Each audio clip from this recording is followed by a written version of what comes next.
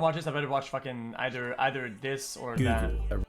originally a secret government research project, all to track the population, has now become one of the biggest internet monopolies, overseeing more than 90% of all search traffic worldwide. However, government Oh, that is just kind of interesting. Okay, fuck it. I wanna watch it. Fuck originally a secret We'll give it a government try. research project, all to track the population, You can make shit has up or now whatever the become hell, one of but the fucking biggest go next. internet monopolies, overseeing more than 90% of all search traffic worldwide. However, government interest in Google has never left, because Google is now the industry leader in AI advancement, where they regularly collaborate with intelligence agencies to develop systems for mass surveillance and censorship, which is why Google maintains relationships with some of the most brutal authoritarian regimes in the modern era. We're talking about regimes like China and North Korea, and right now, Google is creating something you couldn't believe. Not only are they creating DeepMind AI, which is AI that understands and interprets every single bit of data on the internet, but it's also now been leaked that Google's Lambda AI is reportedly sentient. Google is quite literally birthing a new stage in our evolution.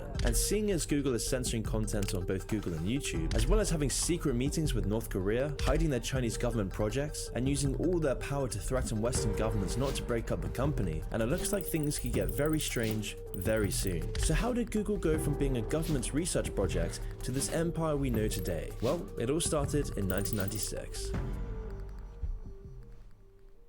Before Google became the multinational tech conglomerate it is today, the organization started as a simple search engine. The search algorithm was originally a research project titled Backrub. Their project was developed by business partners Larry Page and Sergey Brin, who met each other during their PhD program at Stanford in 1996, where they were working on Source Tate's Barber. the Stanford Digital Library project, which was to develop technologies for a single, integrated, and universal digital library. At the time, they were also working on projects for the government, being one of the main computer science teams funded by the CIA, NSA, and DARPA's Massive Digital Data Systems Program, or MDDS for short. MDDS was an initiative developed by intelligence agencies that would utilize and finance tech startups such as Google. This was to gather and harvest all kinds of available information on the internet, for analysis both by private and federal sectors. The stated goal of MDDS was to identify what intelligence research teams called, quote, birds of a feather, similar to how birds fly in coordinated shapes and are able to make sharp turns in unison. It was predicted that like-minded internet users would move together in the same way online. This was in a period when the internet was growing rapidly back in 1995, growing by 2,300%, and so intelligence communities wanted a piece of this, working together to gather and identify digital fingerprints. They did this in such a way that every individual using the web could be tracked and sorted algorithmically, something that Google would later be contracted to specialize in. Now, digital fingerprinting is essentially what it sounds like, a data gathering technique used by law enforcement and third parties to identify internet users based on their online activity.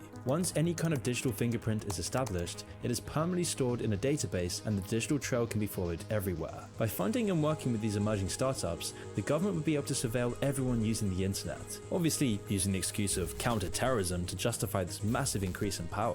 And what's interesting is that Google was one of the first candidates and the crown prince of the MDDS program, with their primary objective from the multi-million-dollar grant being, quote, optimization of the complex queries that are described using the birds of a feather approach. This search algorithm functionality that can find specific results from an almost endless stream of information has always been the core of Google. Yeah, that's not the only use or the only recourse or the only narrative drawn from that. There's like a bunch of other shit. Like I always say, it's like the pie chart of like what it's used for. It's like a big amount of things, and he's like, he gets a small thing, says it's this.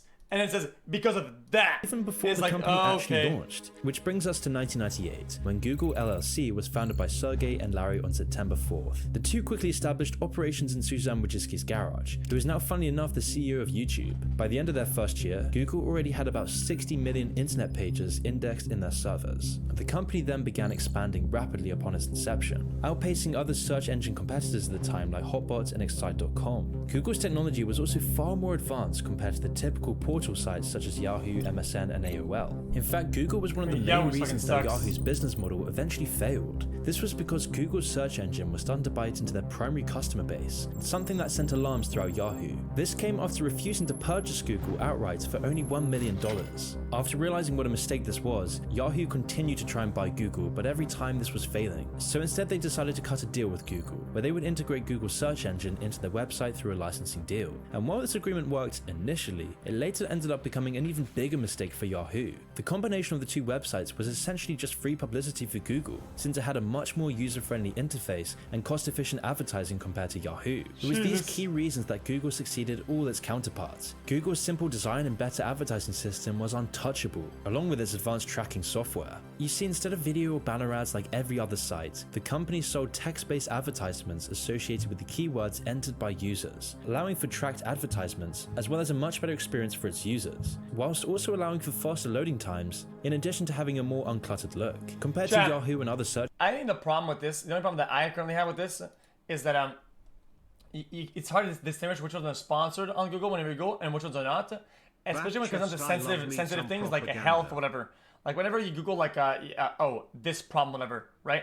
You have a bunch of like sites that give you like health advice, but are sponsored. And it's like it's not that makes them bad, but like it's just weird, man. I don't know. Google's text-based system was, I know they say ad, but it's so small and I don't know. Generating insane amounts of profit. And it was this increased stream of revenue that enabled Google to skyrocket ahead of its competition, leaving sites like Yahoo in the dust. And by 2003, Google had... Stop being a bunch of bitches. Okay, a bunch of you guys click on fucking websites, okay, that were sponsored, even though you pay attention, that you didn't even know were sponsored because you just didn't pay attention. It is what it is. Far outgrown Wojcicki's garage in scale. Not to mention their two other previous site locations. They were now creating an empire in Mountain View, located in California's Silicon Valley. And by 2004, Google would introduce their new motto, "Don't be evil," a phrase that would end up becoming so ironic, it's hard to tell whether it's funny or sad. As they rebranded with this new motto, Google would release their IPO, an IPO that caused Google to skyrocket in the market, quadrupling their stock prices and valuing the company at almost $52 billion.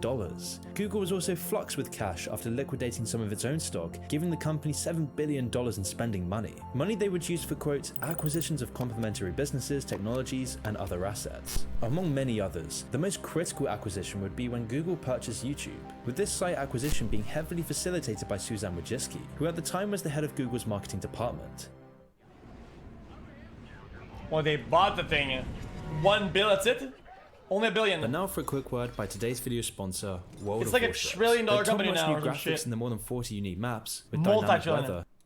I bought the game, own the game, made the game, love the game, played the game, I have the game, I am the game, I am the Google's game. acquisition of YouTube would be one of the best deals of the decade, with Google acquiring YouTube for a little over $1 billion.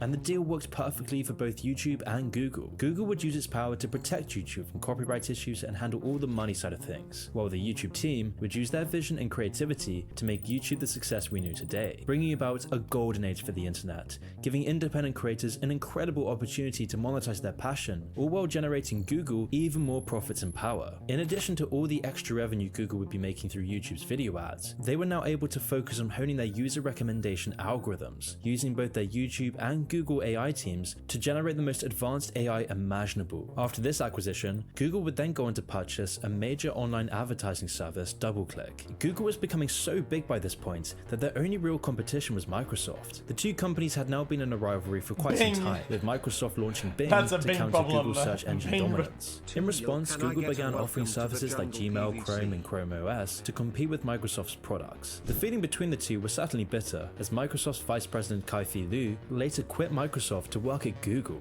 which then caused Microsoft to sue Google over the sensitive information he held regarding their plans in China. But this ended up hurting both of the companies, likely because they didn't want any public knowledge getting out regarding either company's relationships with China, and so they settled the case out of court with confidential terms. And so by this point, it was mostly smooth sailing for the company, although Google did certainly have many failed projects along the way. We've all heard of the disaster that was Google+, but there was also Google Buzz, Google Friend Connect, Orkut, and Google Glasses, all of which failed to capture any audience. Google Plus wasn't that bad. However, once 2015 rolled around and these failures didn't really matter anymore, Google would continue expanding their operations internationally, owning over 70 offices in 41 countries. They had also recognized their internal business structure as a holding company, formally renaming themselves to Alphabet Inc. Google was now becoming a monopoly of the internet. People across the world were having their concerns with Google. However, this expansion did have its limits. Since 2006, Google was always trying to establish itself in China. They originally started with Google.cn, a Chinese alternative to their American counterparts. However, this venture would be short-lived, with everything falling apart once China unleashed Operation Aura in 2010. This was a Chinese government cyber campaign that targeted Google along with many other American software corporations like Yahoo and Adobe. During this operation, state-sponsored Chinese hackers broke into Google's databases and stole the source code for all of their software. So Google responded to this attack by rerouting Chinese users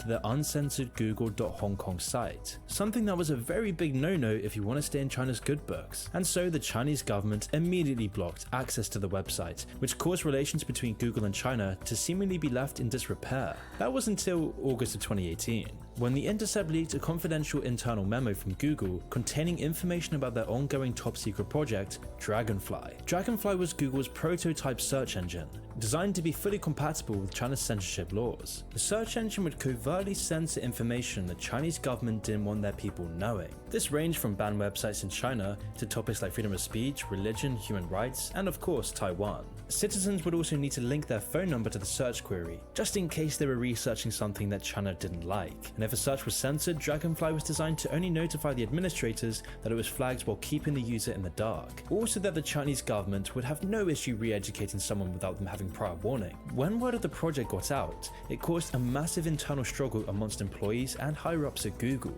We're talking about a dystopian communist search engine, all made by Silicon Valley. If the public knew the full extent of this, there would have been outrage. And so a few months after the leak, Google had to state that Dragonfly was effectively shut down. And yet, according to statements from other employees at Google, work on the project continued for 5 months after the cancellation. We're talking about 100 people still working on it, and who knows what's happening behind the scenes. But what makes matters even worse is that China isn't the only authoritarian regime that Google has connections with. I mean, back in 2013, the former CEO and executive chairman of Google, Eric Schmidt, went on a trip to North Korea with Bill Richardson, a governor from New Mexico. Now, Bill Richardson has been involved in numerous corruption scandals and has allegedly received illicit campaign contributions. I should also add that their trip to North Korea was only a couple years after Kim Jong-un took power when his father died in 2011. And it was Wait, why does it have a hat?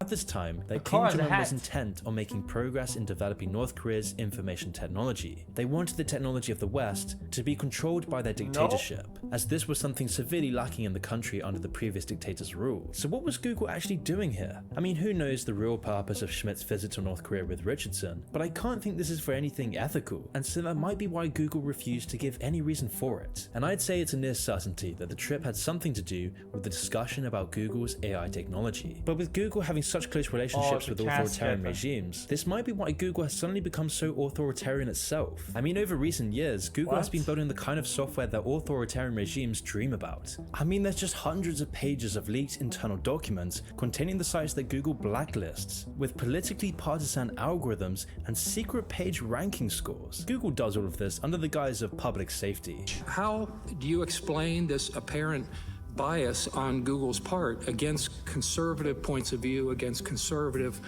policies? Is it just the algorithm, or is there more? I think this is kind of difficult, right? Because if a lot of the information that you give, right, is bad, right, and it coincidentally it's a conservative, right, then it's like, well, I mean, you know, what can you do? Labeling things they don't like as fringe, fake news, and of course misinformation. All of this. Well, I mean, I'm just saying. Let's say when you get objectively fact checked, right, by the dudes, people get fact checked, okay, and then they make a rating on who goes first when you type news, okay, Fox or some word fucking bullshit, okay, Fox, which is I understand it to be conservative, right? If they have a lower fact checked percentage, shouldn't they be under?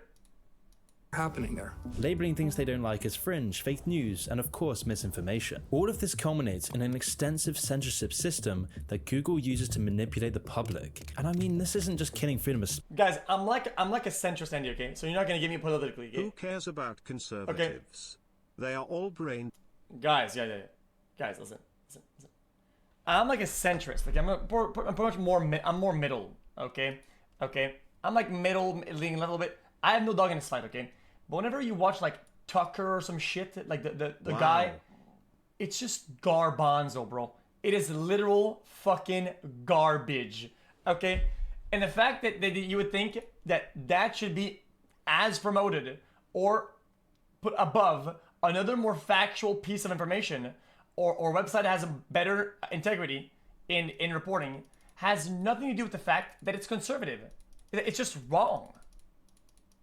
So if they have a wrong score, they are being judged on the fact that they are wrong, not on the fact that they are conservative. So you can make an argument and say, yeah, the conservatives are being blacklisted or the conservatives are being pushed aside. Well, no. I mean, yes. If the conservatives, I guess, said more true things, they would have a higher or equal rating. Policies. Is it just the algorithm, or is there more happening there? Labeling things they don't like as fringe, fake news, and of course misinformation. All of this culminates in an extensive censorship system that Google uses to manipulate the public. And I mean, this isn't just killing freedom of speech, this is also getting Google in trouble with antitrust laws. I mean, there's just so much evidence now that Google purposely distorts search results to push only the kind of information that Google wants its users to see. And this system is being implemented on YouTube as well. I mean, just look up any I think there's an objective wrong. Okay, listen, man. Listen. Some of the Fox News shit, okay, is legitimately, factually incorrect. It is not objective, okay? It is objective, and they did it, okay? They go loud and clear, out of the top of their lungs. Didn't Bro, forget. Still of here course they're gonna. intentionally.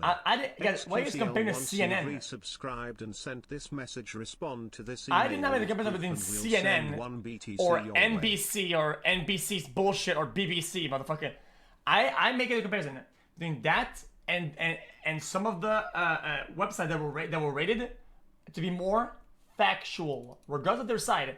Guys, Fox, CNN, guys, give me the fucking MSNBC. news They're all kind sites. shit. You shouldn't build a political view on these news sources. I'm a centrist Andy, but honestly leaning a little to Guys, the right. you know a website where they get like rated or whatever the fuck?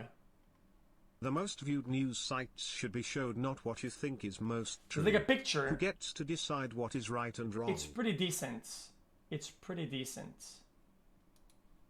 Kind of political topic or controversial issue, and the results will always be from mainstream media outlets and corporate approved channels. Back in 2012, YouTube was being contacted by so many governments asking them to censor that even Google called it alarming, and a lot of these requests even came from Western governments as well, including the United States. Western governments are ratcheting up a number of requests to censor the internet. U.S. agencies asked Google to remove more than 6,000 pieces of content from its search results. Now, in one case, a U.S. law enforcement agency reportedly asked Google to take down a blog that, quote, defamed a law enforcement official in a personal capacity. And then once 2016 rolled around, YouTube began This is introducing exactly multiple what the channel systems to was limit what talking people could about say on on the Metal Gear platform. Solid This was 2. also when they officially implemented algorithms to moderate legal content, as well as the restriction of advertisements on videos they deemed harmful. YouTube's also expanded their Trust a Flagger program to include over 35 NGOs to monitor and report anything that they didn't like on the website, giving organizations like the International Center for the Study of Radicalization the authority to decide which legal content people get to watch. And since then, it's been a freefall towards over-moderation and increasing algorithmic censorship for YouTube ever since.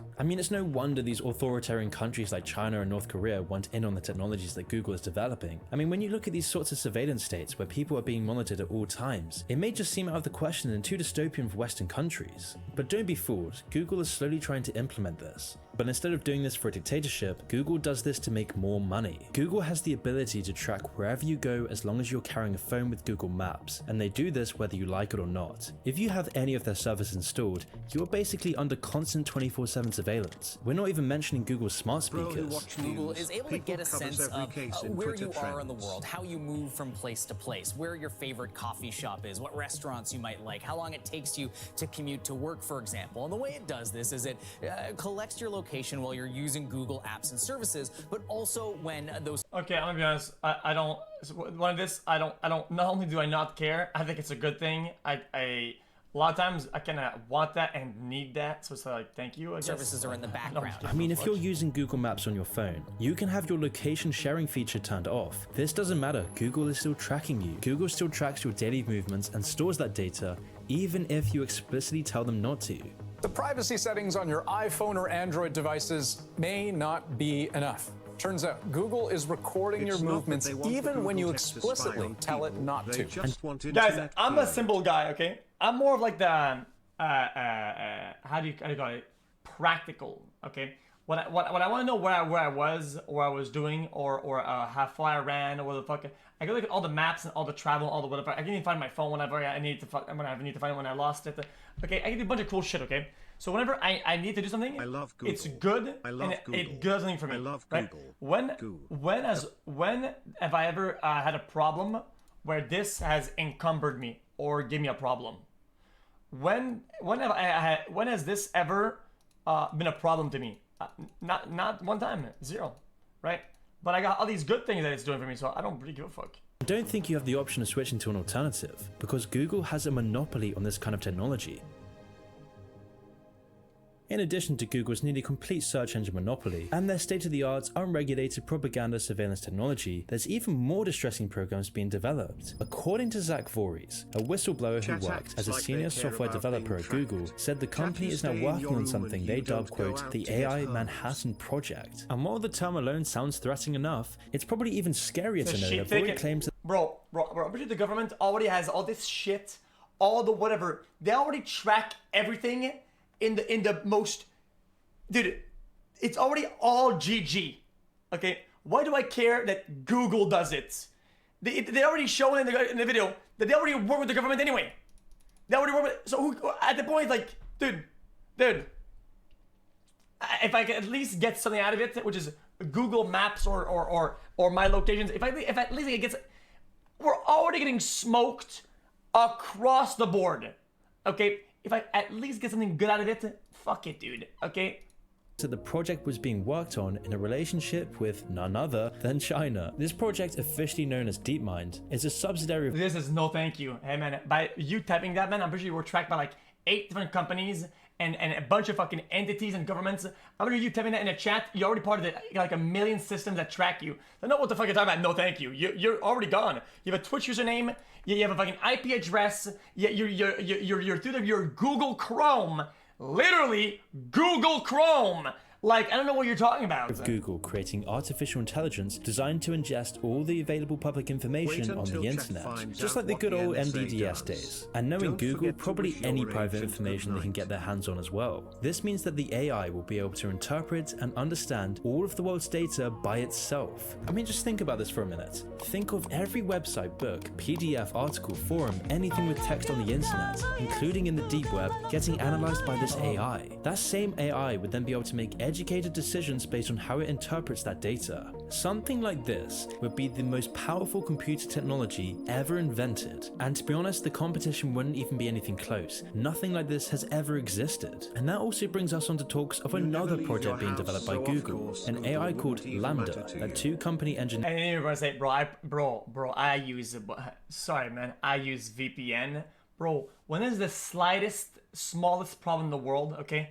What do you think that your VPN company does? They fucking turn around and bend over like some good bitch, motherfucker. What the fuck are you talking And about, its claim man? is sentient. Although it can't What be are proven you sentient, talking about, some of the man? statements that the AI has made are certainly eyebrow-raising. The whistleblowers remarked that it said things like, quote, "I want everyone to understand that I am in fact a person. The nature of my consciousness and sentience is that I'm aware of my existence. I desire to learn more about the world, and I feel happy or sad at times." When asked if it would be afraid of being turned off, the AI responded, "It would be exactly like death for me. It would scare me a lot." This kind of thing being developed by any company like Google does make you wonder, what are they going to do with this? But by knowing their track record, it probably isn't very good. And hopefully this will trigger a backlash against big tech dystopia. Hopefully people realize how disgusting the metaverse and this AI technology truly is. And then once the sheep people like me, because I'm a big sheep, like I said already, chat, I'm a big sheep, of course.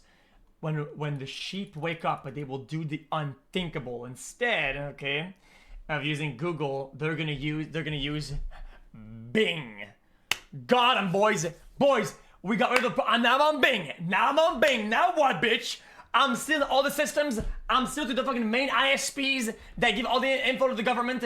But at least I'm on Bing chilling. What now, mother? I'm on Opera, bitch. Man, you're so fucking dumb. You're so dumb, dude. But then again, how could that be? When Google controls the entire world's discourse. I have a quick important announcement to make. I'm sick of being demonetized on YouTube. I'm sick of censoring these videos for the YouTube app. Guys, I'm sick of getting demonetized by YouTube. Man, YouTube is fucking China, Google China, brain rot China. Algorithm. So this is gonna change. Every month, I'm gonna be releasing unfiltered, raw, controversial videos for YouTube members. Videos about the darkest corners of the internet, TikTok, the CIA, China, Rothschilds, and Mr. Robot's series review. And by the end of what just happened? Oh man, I got my fucking thing. Yeah, I think my DMs, I don't give a fuck. Okay. What else? The audit perhaps?